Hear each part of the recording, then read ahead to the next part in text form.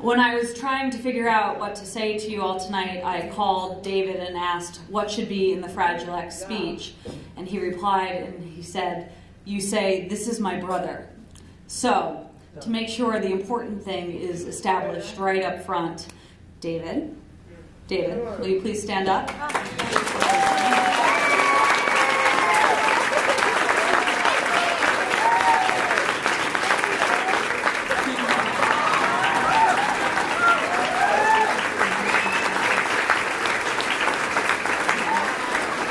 Ladies and gentlemen, this is my brother.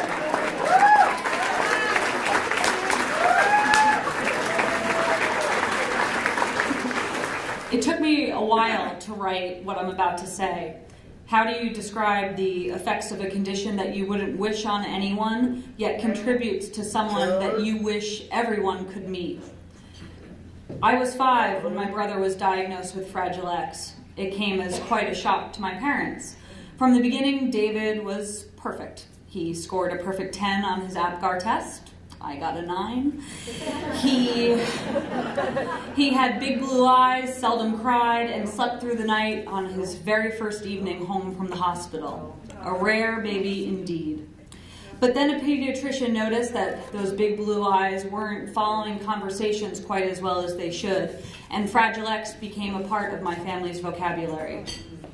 My parents had to listen to a doctor dash their dreams. No Little League, no driver's license, no graduation day.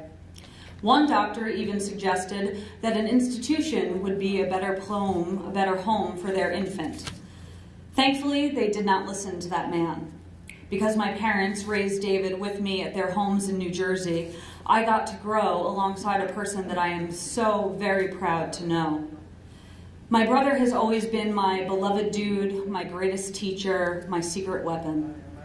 David loves purely and unabashedly. He is generous. He will always share with you, even if it's the last bite of his cheeseburger.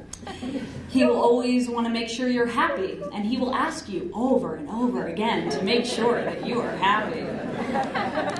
He is thoughtful. He will remember your name after meeting you once, and then every time he sees you, he will ask about your teacher, your friend, your dog, and then he will ask for your cell phone so he can call all of those people and talk to them and see how they are. David is confident. He has a firm handshake, a deep laugh, and can make a conversation with anyone in this room.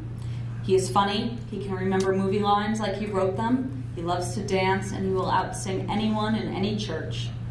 David accepts you for who you are, flaws and all, and he does not ask the same from you. In a way, David is my human barometer. I judge the character of others by the way they treat my brother.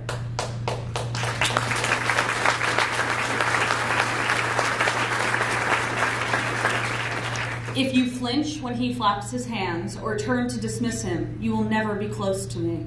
That's great. Yeah. Thank you. My brother treats everyone he meets with decency and openness, and I want nothing less for him. Being a sibling of a person with intellectual disabilities is very different than being a parent. You see, the Fragile X diagnosis didn't break my heart. Fragile X doesn't define David. It's not the beginning and the end of who he is as a person.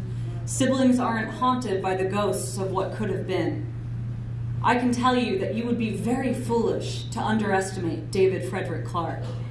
David makes us proud so regularly that sometimes it's hard to keep up.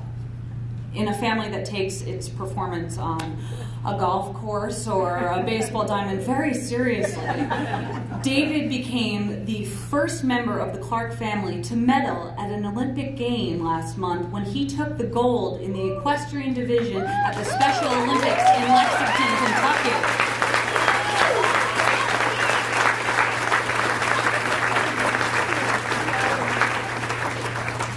Yet the area where he is truly unrivaled is in matters of the heart. David has a classmate named Barbara who has trouble getting from place to place. David volunteers to walk with Barbara so she can make it to all of her classes. He doesn't mind that he could get there faster if he walked alone. It doesn't bother him that other people will move past him. Every single day, he helps someone have a better life. Imagine if achievement was solely based on the care we take and the attention we pay. My brother would certainly make the list of the world's most successful men. I knew I wanted to be an actor as soon as I started watching movies, and David was my very first captive audience. He had to listen to my stories, he had to watch the movies I wanted to watch, and he had to listen to my opinions about them. We grew up together with Meryl Streep and Tom Hanks and Julia Roberts and Sandra Bullock and Jim Carrey.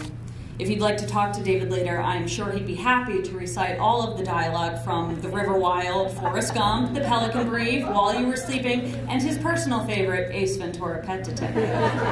He's very good at that one. And I know that I do what I do better because I am David's sister. He's taught me about communication and flexibility. Because he is my brother, I know that oftentimes you need to try different ways to explain something.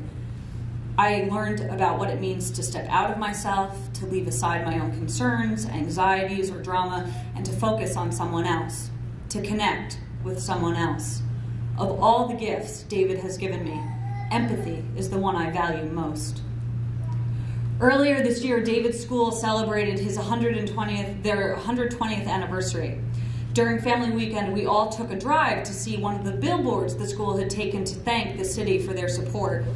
We looked up and there's David, wearing the school t-shirt, smiling down on all of the cars and people passing by. And all I could think was, he beat me to a billboard.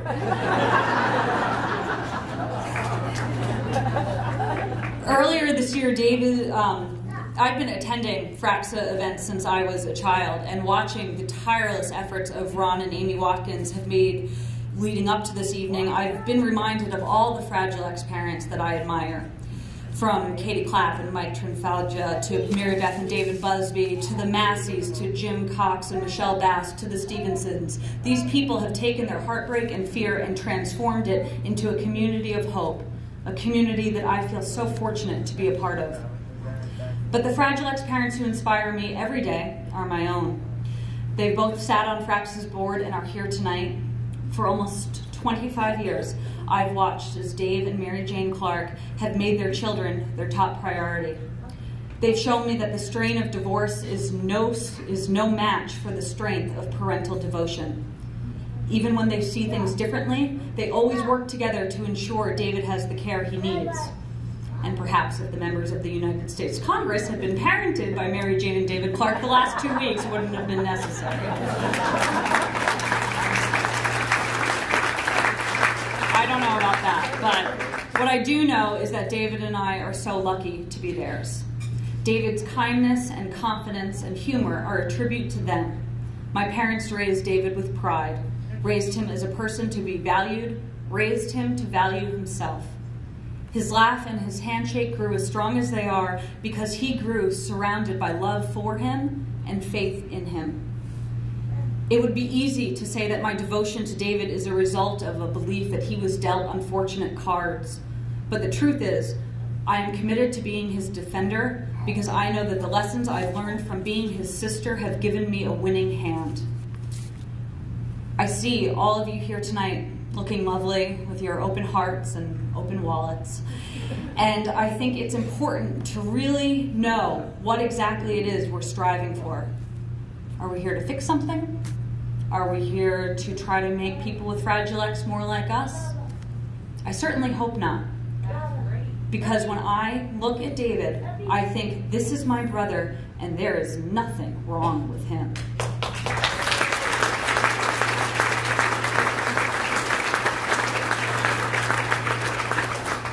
Fragile X is merely a part of who he is.